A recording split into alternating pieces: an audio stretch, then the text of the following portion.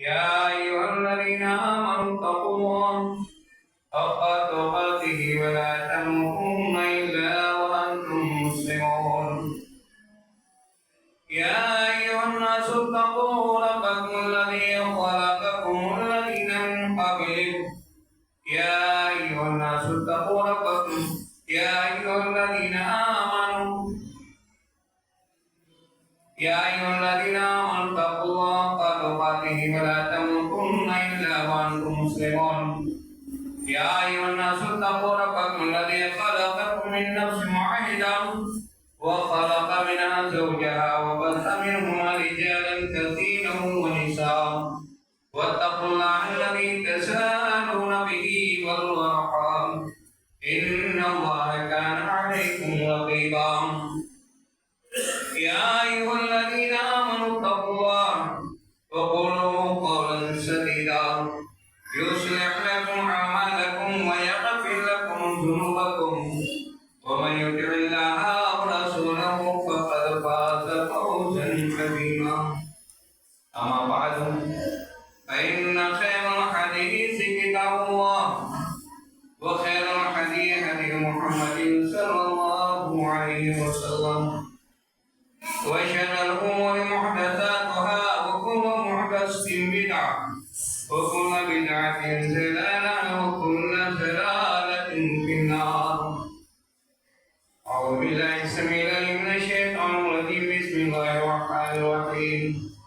قاف والقرآن المجيد بل عجبوا أن جاءهم منذر فقال الكافرون هذا شيء عجيب أئذا متنا وكنا ترابا ذلك رجع بعيد قد علمنا ما تنقص الأرض منهم وعندنا كتاب حفيظ.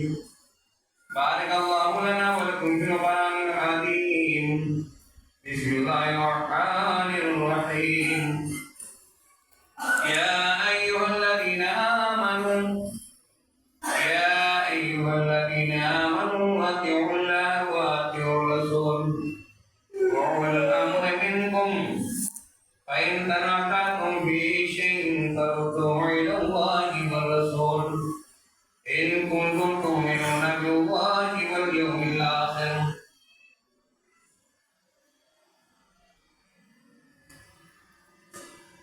وقال في موضع آخر يا أيها الذين آمنوا أطيعوا الله والرسول ولا تبطلوا أعمالكم. وقال في موضع آخر قل إن كنتم تحبون الله فاتبعوني يحببكم الله يغفر لكم ذنوبكم. القسم الثاني توجيه سورة البقرة. پڑھنے کا تسبیح و تعلیل اللہ رب العزت کے لیے لائق اور سزاوار ہے. بعد و درود و سلام اس کے بھیجے ہوئے بے شمار انبیاء و رسول پر خاص کر کے آخری نبی آقائے نامدار تاجدار احمد کی امت محمد عربی صلی اللہ علیہ وسلم پر انگنت درود و سلام ہو. اللهم صل علی محمد وعلی آل محمد كما صليت على إبراهيم وعلى آل إبراهيم إنك حميد مجيد. اللهم بارك على محمد وعلى آل محمد كما باركت على إبراهيم وعلى آل إبراهيم إنك حميد مجيد. حضرات یہ شعبان کا مہینہ ہے 15 تاریخ. شعبان کی آج 15 تاریخ اور یہ شعبان کا وہ مبارک مہینہ ہے. اس مبارک مہینے کے اندر بندے کے اعمال رب کے سامنے پیش ہوتے ہیں اور یہی وجہ ہے مائیں عائشہ رضی اللہ تعالیٰ عنہ عرض کرتی ہیں کہ ہم نے اللہ کے نبی صلی اللہ علیہ وسلم کو اس ماہ مبارک یعنی اس شعبان سے زیادہ کسی مہینے ہم نے آپ کو روزہ رکھتے تھے. یہاں تک کہ مائیں عائشہ رضی اللہ عنہ کا فرمان ہے تو کہہ رہے ہیں کہ میں یہ گمان کرتی تھی شاید کبھی چھوڑیں گے ہی نہیں روزہ. ایک موقع پہ صحابہ نے اس کی پوچھی کہ اللہ علیہ وسلم آپ کو میں رمضان کے علاوہ شعبان سے زیادہ کسی مہینے میں آپ کو روزہ رکھتے ہوئے نہیں دیکھا. تو اللہ کے نبی صلی اللہ علیہ وسلم عرض کرتے ہیں کہ میرے صحابہ یہ شعبان کا وہ مہینہ ہے، یہ مہینہ شعبان کا جو مہینہ وہ مہینہ ہے جس مہینے کے اندر بندوں کے اعمال رب کے سامنے، اللہ رب العزت کے سامنے پیش کیے جاتے ہیں. اور اللہ کے نبی صلی اللہ علیہ وسلم نے ایک موقع پہ ارشاد فرمایا کہ ہر بندے کا ہر عمل کا بدلہ اس کا متعین ہے، لیکن روزے کے تعلق سے نبی کائنات کا فرمان ہے کہ رب کہہ رہا ہے کہ صوم لی وانا اجزی بہ، کہ روزہ میرے لیے بندہ رکھتا ہے اور میں ہی اس کا روز بدلہ دوں گا.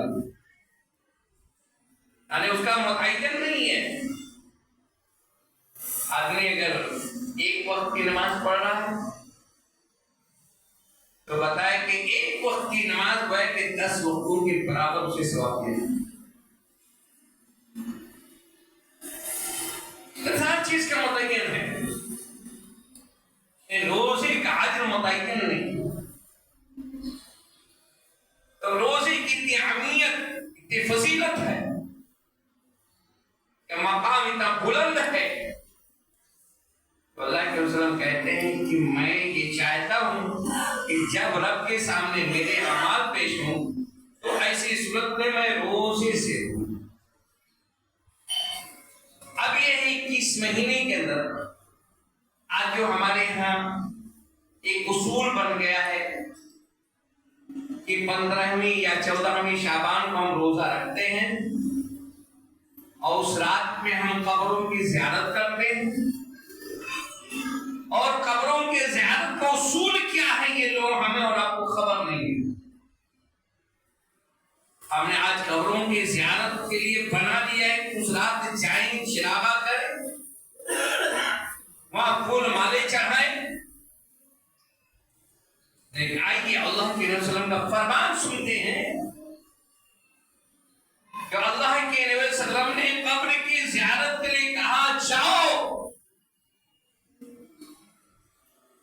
لیکن کوئی خاص دن یہ متعین نہیں. وہ رات جس رات اللہ کے نبی صلی اللہ علیہ وسلم کو حضرت جبرائیل آئے اور آپ کو بلایا اور آہستہ سے آپ نکلے، یہاں تک کہ مائی عائشہ اللہ تعالیٰ عنہ کو بھی خبر نہیں. لیکن اللہ کے رسول کے احساس ہوا کہ مائی عائشہ اللہ تعالیٰ عنہ سو رہی ہیں. اللہ کے نبی صلی اللہ علیہ وسلم اٹھے. جبرائیل کیونکہ ایسے وقت میں حدیث میں آتا ہے کہ اپنے اضافی کپڑے جو ہوتے ہیں عائشہ اللہ تعالیٰ عنہ نکال چکی تھی، تو جبرائیل علیہ السلام کی غیرت تھی کہ میں ایسے حالت میں عائشہ کی کمر میں نہیں جا سکتا. آپ نے آہستہ سے آواز دیا، اللہ کے رسول بھی آہستہ نکلے، بڑے ہی دبے قدموں میں اپنے چپل کو، اپنی جوتی کو لیا اور باہر جا کر کے پھر حضرت جبرائیل علیہ السلام کے سامنے ساتھ میں نکل گئے. بقیع میں پہنچے، قبرستان میں آپ پہنچے. حضرت جبرائیل علیہ السلام نے کہا کہ اللہ کے نبی، اللہ تعالیٰ آپ کو کہیں کہ ان قبر والوں، ان بقیع والوں کے لیے آپ دعائیں مانگیں. ادھر وہ جا رہے ہیں، ادھر پیچھے حضرت عائشہ اللہ تعالیٰ بھی دیکھتی ہیں کہ میں عائشہ اللہ کے رسول نہیں ہے، تو آپ باہر نکلتی ہیں، ادھر دائیں بائیں دیکھتے ہیں، پھر اس کے بعد آپ کی نظر پڑتی ہے کہ آپ جنت الماء آپ قبرستان جا رہے ہیں، پیچھے سے میں عائشہ بھی جا رہی ہوں، وہاں آپ کو دیکھ رہے ہیں کہ آپ دعا کر. اور پھر جب وہ پلٹے تو میں عائشہ اللہ تعالیٰ بھی پلٹی، یہاں تک کہ پہلے میں عائشہ اللہ تعالیٰ پہنچی پیچھے سے رہے. پھر اس کے بعد دیکھ رہے ہیں کہ عائشہ اللہ تعالیٰ کی سانسیں پھول رہی ہیں, بالکل اچھل رہی ہیں. عائشہ کیا مسئلہ ہے؟ میں آپ کا مجھے محسوس ہوا ایسا کہ آپ کہیں دوسرے اور بیویوں کے پاس, کسی اور بیوی کے پاس تو نہیں چلے گئے. اللہ کے رسول کہتے ہیں عائشہ کیا تم جانتی ہو اللہ کا نبی, اللہ کا رسول بولے نہیں مجھے احساس ہوتا اور کا مسئلہ ہر کسی کو, لیکن یہ تو اللہ کے رسول نے پورا واقعہ بولے وہ جو میں نے سایہ دیکھا وہ تمہیں نہیں بولے گا.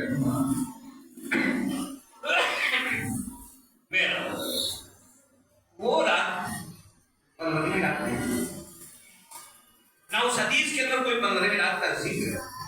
ہاں قبرستان آپ 7 کے 12 میں آتا ہے.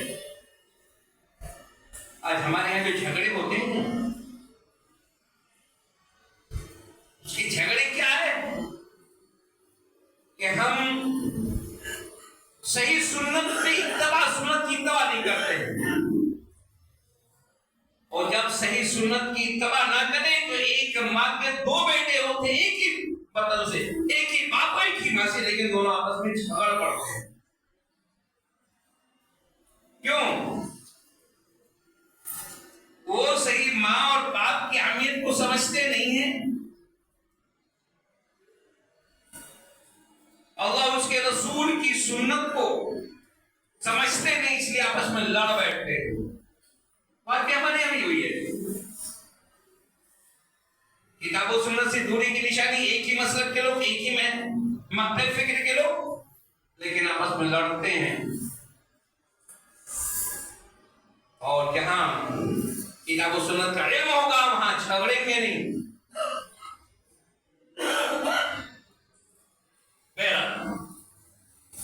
میں نے قرآن کے عقائد جو پڑھا, یا ایھا الذین آمنوا اطیعوا اللہ واطیعوا الرسول واولو الامر منکم فإن تنازعتم فی شیء فردوہ الی اللہ والرسول.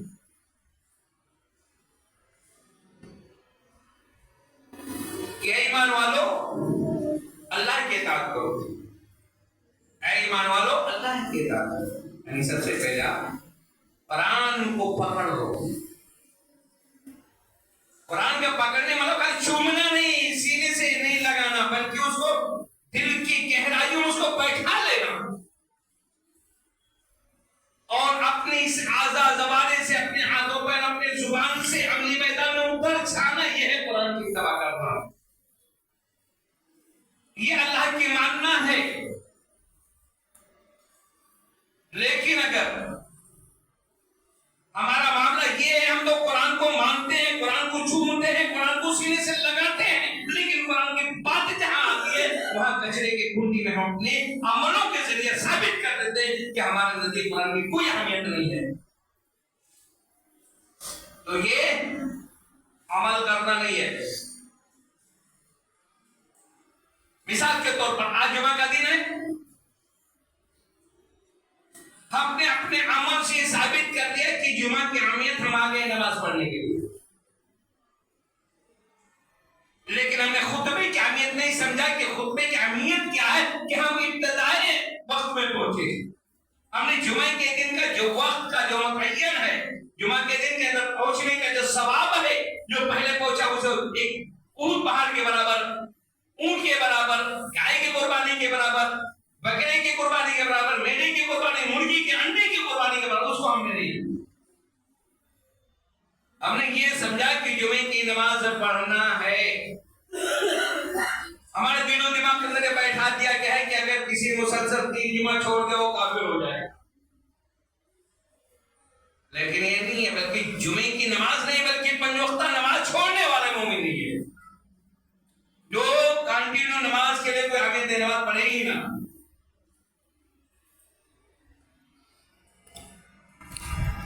تو اللہ کی اطاعت کرنا نماز بھی پڑھنا ہے.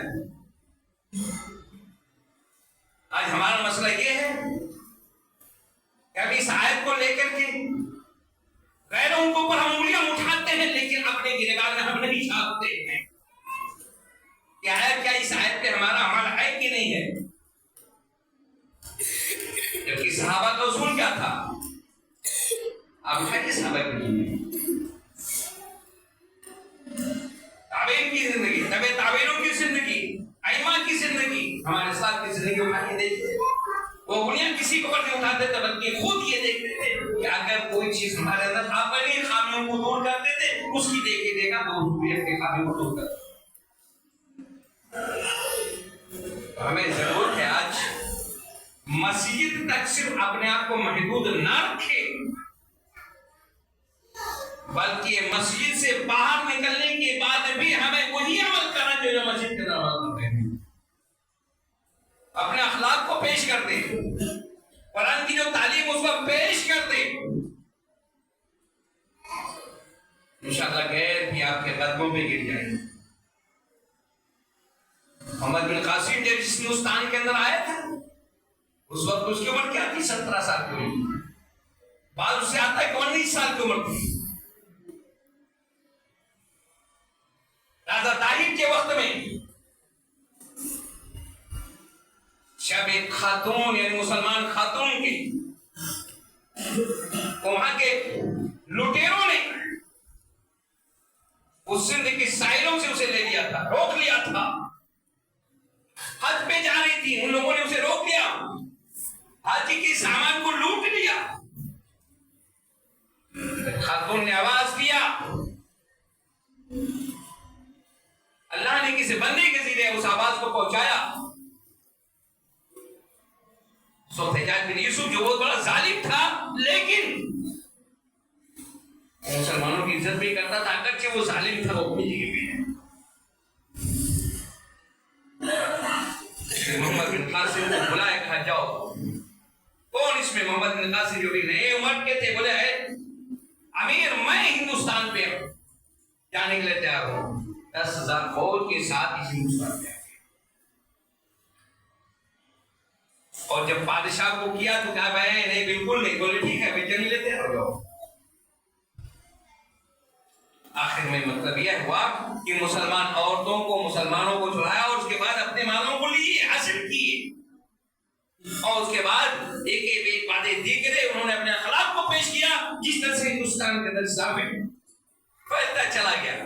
یعنی اس سے پہلے بھی لوگ تھے، صحابہ بھی آئے تھے، لیکن ایک فاتح کی حیثیت سے محمد بن قاسم اس ہندوستان کے اندر جو ہے اپنے پرچم کو بلند کیا لیکن اپنے اخلاق کے ذریعے، اپنے عمل کے ذریعے لوگوں کے دلوں کو موہ لیا.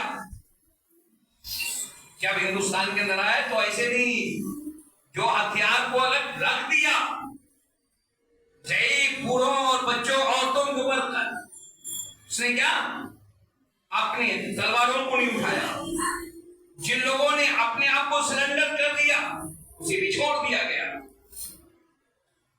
اور یہ اخلاق تھی کہ ہندوستان کے اندر اس کے بعد تیزی کے ساتھ اسلام پیدا.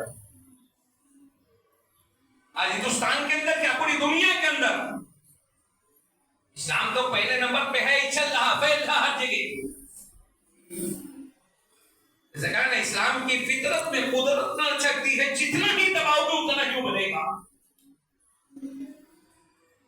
دبانے کی کوشش کی جاتی ہے، ہر زمانے میں دبانے کی کوشش کی گئی لیکن جتنا دبایا گیا اتنا ہی ابھرا. جتنے اسلام کے خلاف جو پروپیگنڈے ہوتے ہیں میرے دوستو انہی میں سے آپ ہے پروپیگنڈا کرتا ہے لیکن کوئی اسی کا بیٹا اور بھتیجا ہے وہ مجبور ہو جاتا ہے کہ اتنا زیادہ لیکن آئے دیکھیں اسلام کا تعلیم دیتا ہے. پھر وہ قرآن اٹھاتا پڑھنا شروع کرتا ہے، حدیث کو لیتا پڑھنا شروع کر دیتا ہے، اللہ کے رسول کی زندگی کو پڑھنا شروع کر دیتا ہے. معلوم پڑا کہ باپ مخالفت کرا اسلام کی لیکن بیٹا تڑ کر کے باپ کے سامنے کھڑا ہو جاتا ہے اور اسلام میں داخل ہوتا ہے. آج کیا آج ہم بھی ثابت کریں اپنے عملوں سے. آج کوئی مسجدیں بھر گئی، ابھی عصر کی نماز میں ہو سکتا ہے امام صاحب رہے ایک آدھ کو مسجد ہو جائے. ایسا نہیں چلے گا.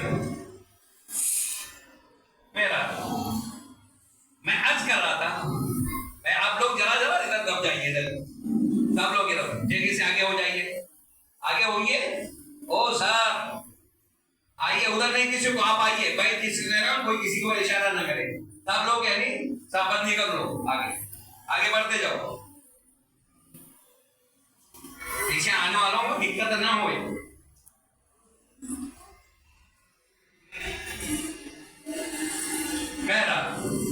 میں عرض کر رہا تھا یا ایھا الذین آمنوا اطیعوا اللہ واطیعوا الرسول وأولو الأمر منکم فإن تنازعتم فی شیء فردوہ الی اللہ والرسول، کہ ایمان والو اللہ کو اس کے رسول کی اطاعت کرو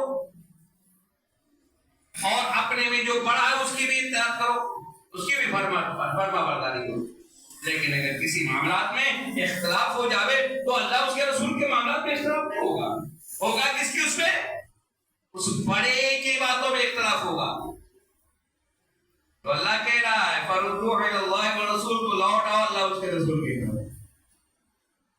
یہ شعبان کا مہینہ ہے، یہ شعبان کا مہینہ اللہ کے نبی صلی اللہ علیہ وسلم کا عمل کیا رہا؟ آپ روزہ رکھیں، ابھی روزہ ایسا عائشہ کہتی ہیں کہ اللہ کے نبی صلی اللہ علیہ وسلم اس مہینے سے زیادہ کسی مہینے کا اپنے روزہ ہی نہیں رکھا۔ عائشہ کہتی ہے میں تو یہ گمان کرتی تھی کہ آج ابھی یہ تو اب اس مہینے میں روزہ چھوڑیں گے نہیں، پورا روزہ رکھیں گے، لیکن پھر اس کے بعد اللہ کے وسلم رک جاتا ہے۔ وہ اللہ کے وسلم کی تاکید ہے تم شعبان کو رمضان سے مت ملاؤ، شعبان کو رمضان سے مت ملاؤ۔ مطلب یہ ہے کہ آپ روزہ رکھیے ایک شعبان سے لے کر کے 24 25 26 تک رکھیے، مسلسل رکھیے، ایک 2 دن 3 دن 4 دن پہلے رک جائیے۔ یہ رک جانا یہ شعبان کو رمضان سے ملانا نہیں ہوا۔ اور جیسا کہ میں نے کہا کہ اللہ کے وسلم کہتے ہیں جب صحابہ پوچھتے ہیں کہ اللہ کے وسلم اس مہینے کے اندر 10 زیادہ روزہ رکھتے ہیں، کسی اور مہینے میں آپ نہیں کرتے، تو اللہ کے وسلم کہتے ہیں یہ وہ مہینہ ہے جس مہینے کے اندر بندوں کے اعمال رب کے حضور میں پیش کیے جاتے ہیں، اور میں یہ چاہتا ہوں کہ جب میرا نام اعمال رب کے سامنے پیش ہو اس حال میں ہوں کہ میں روزے رکھوں۔ اب رکھیے، اب یہ رہ گیا کہ کسی حدیث سے ثابت نہیں کہ آپ 14 اور 15 کو ہی روزہ رکھیں، اور پوری حدیثیں آپ اٹھا کے کھنگال لیجیے۔ کسی حدیث کے اندر اللہ کے وسلم کا کوئی ایسا عمل ثابت نہیں ہے کہ آپ 15ویں شعبان کو ہی آپ نے قبر کی زیارت کیا، قبر میں گئے، ارے قبرستان گئے، بلکہ اللہ کے وسلم کی تاکید ہے کہ آپ قبروں کی زیارت کرو، جاؤ قبرستان میں۔ کیوں؟ جب قبرستان جاؤ گے تو ہاں تمہیں اپنے اعمال یاد آئیں گے، تم وہاں جاؤ گے تمہیں احساس ہوگا ایک دن میں بھی یہیں آؤں گا، ایک دن میں بھی یہیں آؤں گا، اور ہمارے اپنے عملوں کا جو وہاں پیشی ہوگی۔ اس وقت انسان یہ سوچے گا کیوں نہ ہم ظالم ہیں، گنہگار ہیں، ہم اسے لاؤ پیچھے توبہ کر رہے، کوشش کرے گا ہٹنے چھوڑنے کے لیے گناہ، لیکن آج ہمارے یہاں ہر چیز رسم بن چکی ہے، عمل نہیں رسم بن چکا ہے، اور رسم کی وجہ سے ہمارے عملوں کے اندر اصلاح نہیں ہو رہی ہے۔ اور جب تک رسم کو نہیں چھوڑیں گے، جب تک اصلاح نہیں ہو، ہم نے پورے سال نہیں ہوتا ہمیں توفیق شعبان کے 15 تاریخ کے بڑے ہی غصے، اور اس رات میں یاد کرو اتنی زیادہ ہردم ہوتی ہے، بے رحمی ہوتی ہے، اتنی ایسی ہماری بہنوں کی عزت کو تار کیا جاتا ہے، اور کون کرتا ہے؟ کوئی رہتے ہمارے اپنے میں، کتنے ایسے ہیں جو ہاتھ پیر بھی توڑ لیتے ہیں، موٹر سائیکل گاڑیوں کی وہ لگتی ہے، ریس کورس بھی لگتی ہے، ریس لگتی ہے کہ دیکھتا ہوں کون پہلے قبرستان پہنچتا ہے، اور اس میں قبرستان پہ پہنچنے بہت سارے پورے قبرستان کے اندر چلے جاتے، اس لیے اس کو نہیں رات ہی نہیں ہے، دن ہے، رات ہے، جب آپ کو موقع ملے قبرستان جانا چاہیے۔ آپ قبرستان میں جاتے ہو کیا پڑھتے ہو؟ میرے دوستو، میرا اندازہ ہے کہ قبرستان کی 15 شعبان کو زیارت کرنے والوں کو اللہ کے رسول کا فرمان نہیں یاد ہوگا کہ آپ قبر کے اندر جب جاؤ قبرستان میں کیا پڑھو۔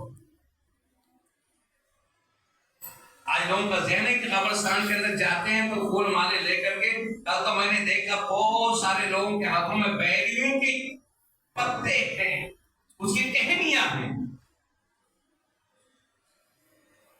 پہلے مجھے یہ گمان ہوا یہ قبرستان سے اتنے لوگ پیروں کی ٹہنیاں لے کر کے پتے سمیٹے کے جا رہے ہیں، نہیں اتنی زیادہ میں موقع ہوئی کیا؟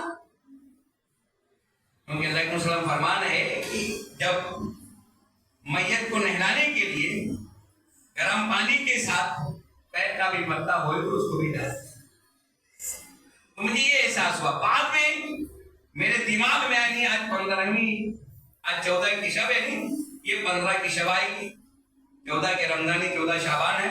پھر مجھے احساس ہوا کہ لگتا ہے کہ پہلے پتیاں میں اب ٹہنیاں بھی لے کر کے آنے لگی، ایک رسم یہ بھی ہو گیا۔ میرا اس رات میں اللہ کے رسول نے کہا زیارت، اب زیارت کے لیے جانے کے لیے کون سی دعا پڑھیں گے؟ ہمیں سیکھنا ہے، زیارت کرنے کے لیے ان کو دعا سیکھنا ہے، یاد کرنا ہے، لیکن نہیں تو میرے دوستو کیا عمل؟ السلام علیکم اہل دیاری، اے اس قبر، اے یہاں کے رہنے والوں، تمہارے اوپر سلام ہے۔ اور اس کے بعد ایک لمبی دعا اس کے ساتھ ہے، لیکن اللہ کے رسول نے بتایا کہ السلام علیکم حالت کیا ہے، اور پھر وَإِنَّا إِنْ شَاءَ اللَّهُ بِكُمْ لَلَاحِقُونَ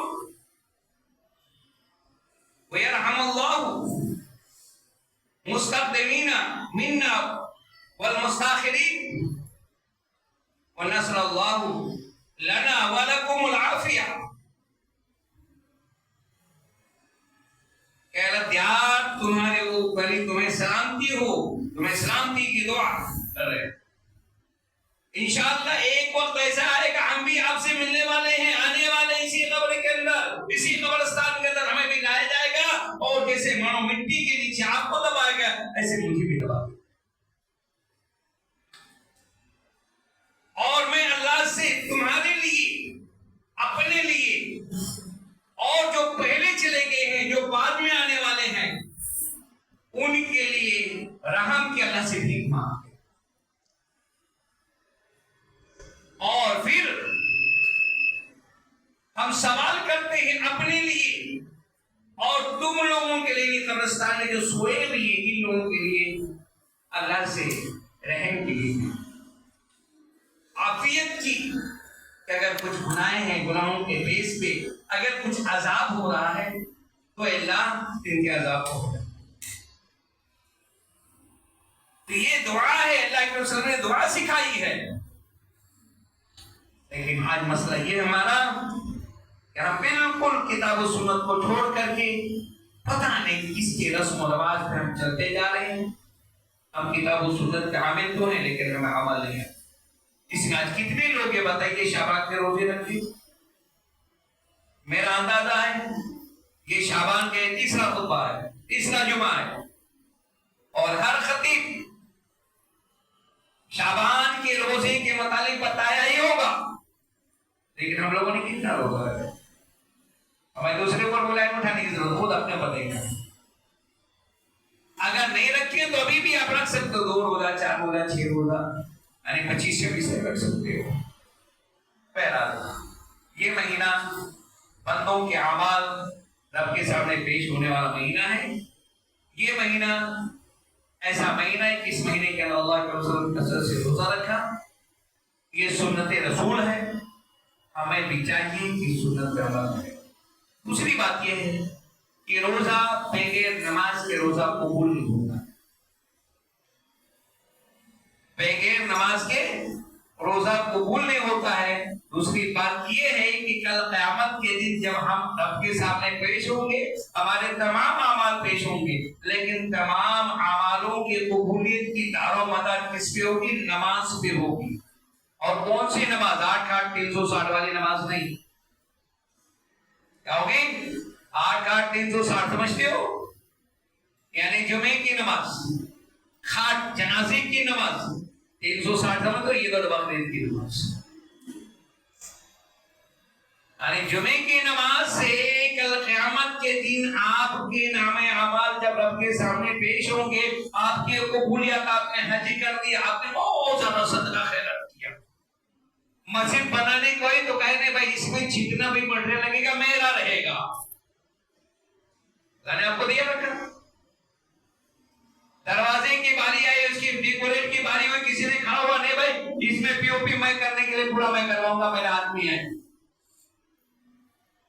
لیکن جب مؤذن نے کہا حی علی الصلاۃ نماز کے لیے، آپ نے مسجد سے باہر نکال دیا کرو، بنا تو رہے ہیں، ڈیکوریٹ کر دیے، آپ نے چاہے بذات خود چاہے پیسے کے ذریعے آیا، آپ نے ہنر کے ذریعے آپ نے کام کیا، لیکن جب مؤذن نے حی علی الصلاۃ کی بلند آواز کو بلند کیا،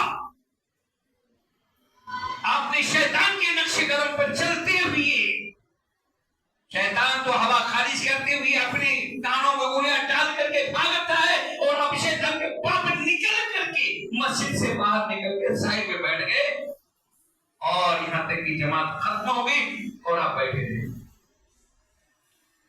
تو کل قیامت کے دن یہ مسئلہ جب ہوگا، آپ کے نام اعمال پیش ہوں گے، اس میں مسجد کے بنانے کا بھی اعمال پیش ہوگا، مسجد میں آپ کے دینے کا اعمال، آپ کے حج پہ حج کرنے، عمرے پہ عمرہ کرنے، آپ نے بہت زیادہ صدقہ خیرات کیا، بہت سارے بیٹیوں کو اور بھائیوں کی شادیاں آپ نے کروایا، بہت سارے نیکی خیر کا کام کیا، لیکن سارے خیر کے کام وہاں دکھیں گے، لیکن اللہ کے رسول نے کہا اول ما یحاسب به العبد یوم القیامۃ الصلاۃ، کہ قیامت کے دن سب سے پہلے بندے کا اعمال جو پیش ہوگا رب کے سامنے وہ نماز ہوگی، فإن صلاۃ صلاۃ ظاہر ہوگی، اگر اس کی نماز صحیح تو پورے اعمال صحیح ہوں گے، اور اگر اس کی کوئی فصلہ صحیح ہوگی اور اس کا نماز ہی مکمل نہیں تو پورے اعمال اس کے بیکار۔ یہ عمرے پہ عمرہ، حج پہ حج، یہ صدقہ خیرات، آپ نے ہزاروں بچوں کی شادی آپ نے کروایا، آپ نے اور بہت سارے خیر کے کام کیے، لیکن وہ تمام کے تمام ایسے سمندر کا چھاگ ہوتا ہے، ایک ہوا آتی ہے اس کے بعد بہا کے لے کے چلی جاتی ہے، یا پانی کا ایک دھارا جب آتا ہے تو بہا کے لے کے چلا جاتا ہے، ایسے آپ کے نام اعمال بھی بغیر نماز کے ایک ہواؤں کی جھونکی طریقے سے ختم ہو جائے گا، اٹھا کر کے مورا جہنم میں ڈال دیے جائیں گے۔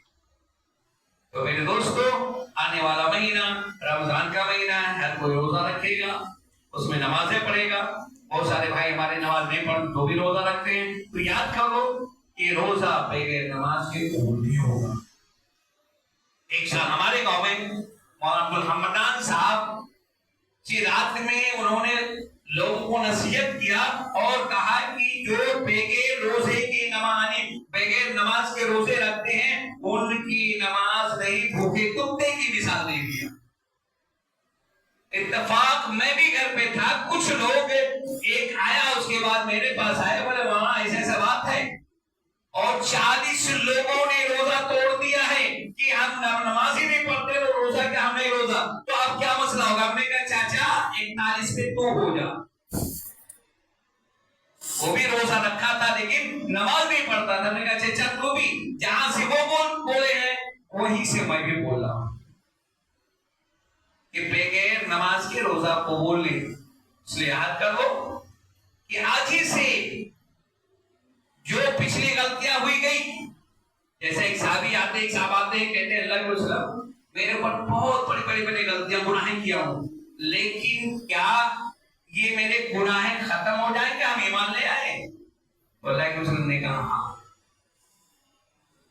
تو ایسے ہی آپ بھی پچھلے گناہوں کو چھوڑ دو، بھول جاؤ اس کو. ہم نے بہت بڑے گناہ، بہت خاندان والے کیا، بہت سارے ہم نے کاٹے مارے، بہت سارے ہم نے یہ کیا وہ کیا، چھوڑ دو اس کو. اب ادھر اپنی زندگی کو سنبھالنے کی کوشش کرو کہ آج سے انشاءاللہ ہم ایک وقت کی نماز نہیں چھوڑیں گے، آج سے غلط کام نہیں کریں گے. اللہ ہم تمام لوگوں کو جو ہے کتاب و سنت پر عمل کرنے کی توفیق عطا فرمائے. جب تک دنیا کے اندر رکھے ایمان اسلام پر ہو، خاتمہ ایمان باللہ پر ہو، تو ہمیں ملے.